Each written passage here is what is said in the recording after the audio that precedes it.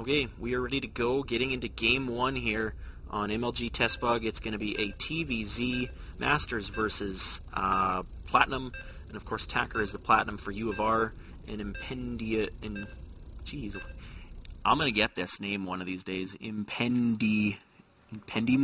Okay, anyways, yeah, cool portrait for him. He's played a lot of games. I believe that's the 1,000 wins for Zerg, 1 vs. 1. So we're going to have the University of Colorado player spawning as the yellow Zerg in the top left-hand corner, and the bottom left-hand corner is going to be Attackor, and he's going to be spawning as the teal or pink Terran. I'm colorblind, so don't get too mad at me.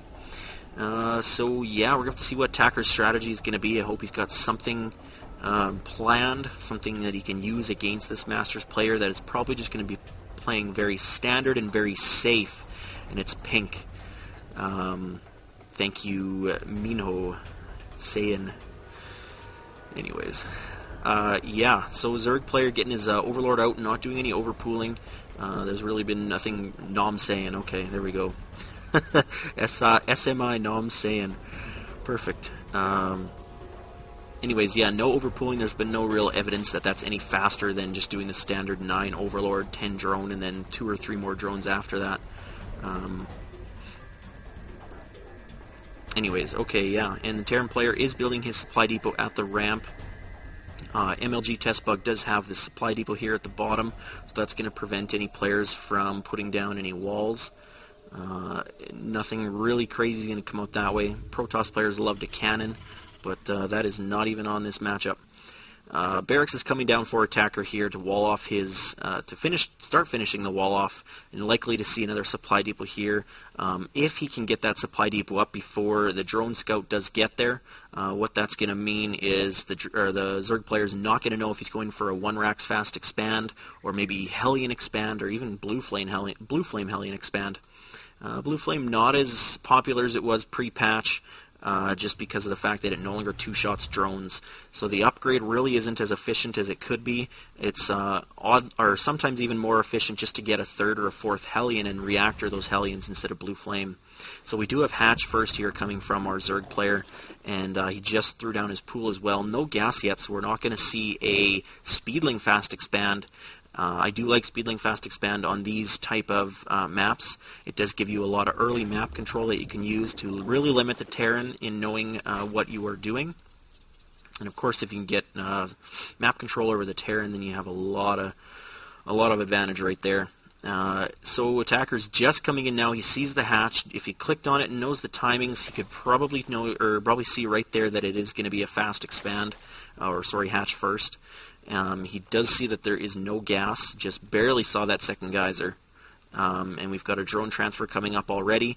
Lately I've been hearing talk that drone transfers aren't the most efficient things for Zerg against Terran. It is a good idea and just to thwart any bunker rushes that may be coming up, but that's not the case, as we are going to have a fast expand from Attackor.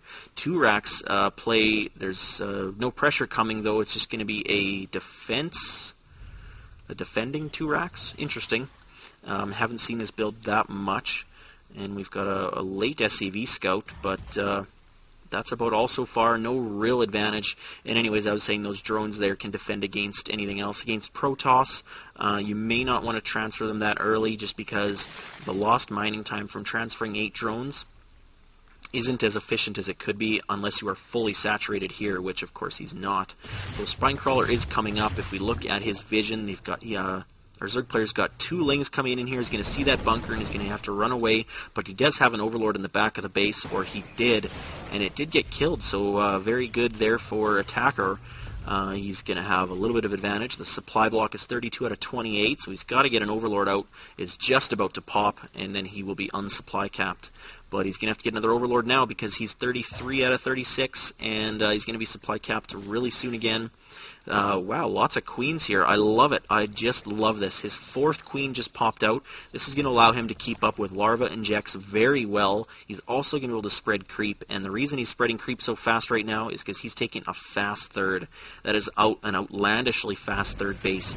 So far he's only got 25 drones, so he's not even fully saturated at 2, but he is clearly saying, I want to get my production up as quick as I can.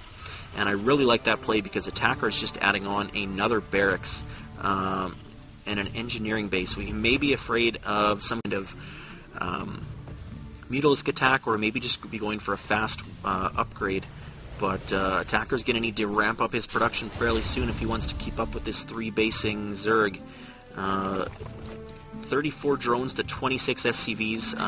Our Zerg player here from University of Colorado did slow down on drones a bit. He's getting Ling speed, he's getting some gases. He's already got his 2 gases up. And where's that other queen? Oh, he's got all 3 at the front, or is he getting... Oh, he's already transferred 1. So very, very nice. 4 queens on 3 base, and look at that larva injecting. That hatchery barely came up. The queen had just enough energy to do it, and our Zerg player is looking very, very strong in this so far. Attackor here does have all 4 gases. That's interesting as he's got no tech. He's just getting his factory now, which is going to cause his gas to just skyrocket. He's getting a second factory, so we're likely going to see, with the second reactor coming up on the barracks, just a marine tank play, which I don't really like. A Platinum player playing up against a Masters is very risky. When you do a marine tank play, you need a lot of good micro to make this build work. Especially against someone who knows what to do with Banelings and knows what to do if he's going to go Mutas. Lair Tech's about 66% of the way done, so we're going to see if he goes Ling, or if he goes Muta, or if he goes for Infestors. I'm expecting Muta, but I would be thinking that these 2 gases would be coming up already if it was going to be Muta. In fact, the U of Calgary, University of Colorado player doesn't even have his 3rd gas, or 4th gas, just getting that now. Creep spread is really nice here. We've got a queen dedicated full time to creep tumors. I'm not sure why he canceled that one, but he does get to replace it. And spreading creep very nicely, going already to this Zelnaga Watchtower. He's got commanding control of this game. Lots of map control.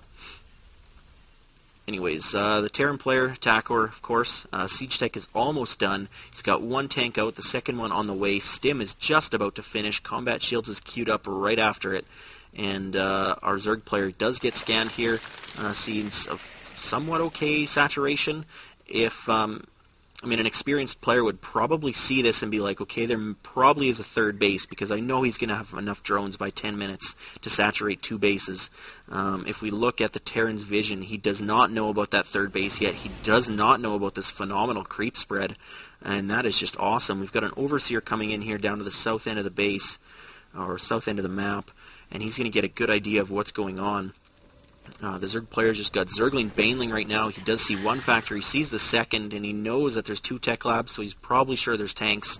Looking at all the barracks, I'm sure he obviously knows that it's going to be a marine tank play, and he does have his Spire almost finished, so he's going to be ready for this. Attackor pushing out. The supplies are relatively even right now, but the production capabilities for our Zerg player is just through the roof right now. Clearing out a lot of these creep tumors. I love this. Even though he has that queen there that's going to get picked off with some energy left in her, this creep spread is just going to be really good for now. Even though he picked off a few, there's still going to be a lot of creep tumors around, and he needs to siege up. He's on creep. This is not going to end well. Baneling's rolling in. Everything is going to die. You cannot do a push that early with the Terran units like that if you're on creep. It just gives too much control to the Zerg. He's now in a commanding lead once again. 107 supply to 81. Baneling's speed is already finished. Zerglings might be coming in for an attack. No, just checking for a 3rd base. I really like that. Zerg is just getting all the map control he can. Attackor's throwing up 2 starports. Interesting. Is he going to be going into Banshees or something? Could very well, but should be interesting. Mutas are out now. If we look, there's 5 Mutas on the field and 2 more on the way. A bunch of Banelings on the way as well. That Spire here has the +1 attack upgrade about halfway done. The scan does get thrown down by Attackor, and he's going to see that the Spire is moving, so he knows that it's upgrading. He knows that there's going to be a heavy play. And is he going to get some Vikings maybe to help deal with these Mutas? I don't know. It's actually a good idea at Platinum level, and he is getting double reactor for the Medivacs and the Vikings. It's a good idea at this level because it lets you Oh no, big engagement coming up here. He's going to lose all these Marines. Stim goes off, but the Zerglings are able to take them out almost before the Banelings even get there. A couple Banelings explode, and now the Zerg player is going to have even more of an advantage. Fourth base just finished. Drone count 66 to 53. I would love to see some more drones out of our Zerg player. And yeah, 4 base, you may as well have about 73 drones is kind of your key number. It's going to allow you to keep producing and producing and producing, and the Overlord spread is commencing. We got some harassment here from the Mutas going in. They're going to pick off this reactor probably, if they can get it in time before the Marines do get there. Stim has not gone out yet. I like that. He's just trying to bait that Stim, killing off that reactor, and now that the Marines are moved, he's able to pick off a few tanks. And this is not good news for Attackor. Losing 1-2 tanks now. Should probably just kill those Marines. And could probably have picked off a third tank if he was just microing a little bit stronger. And once again, the map control and the map awareness for our Zerg player here from the University of Colorado is phenomenal. He has the watchtowers. He has every base creeped up except for this third that Terran is about to take. But at any moment, he can just run in there and deny that. ASAP, the attack is going.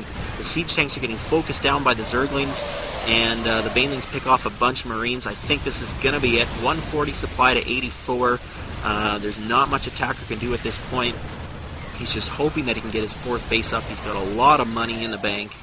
Just not quite have the macro to keep that money down. He does have only 30 SCVs now. A bunch of Banelings would have picked off everything in the mineral line here as we were watching the Mutas, but the Muta count is just too high. The armory gets picked off. There's no Thors. Oh, sorry, 1 Thor on the way, 2 Thors on the way. That'll help for a little bit, but I don't think it's going to be enough. He needs to get this 3rd base up. He needs to get that into a planetary fortress and get it saturated, but off 30 SCVs, I don't know what he's able to do. He has produced a few more. But yeah, 32 workers killed, equal units killed, and that is not good for a Terran when the Zerg is going heavy Ling Baneling. But I forgot to put this up again. My bad. Anyways, the Mutas are going to magic box this Thor, and Attackor GG's. So the University of Colorado takes game 1.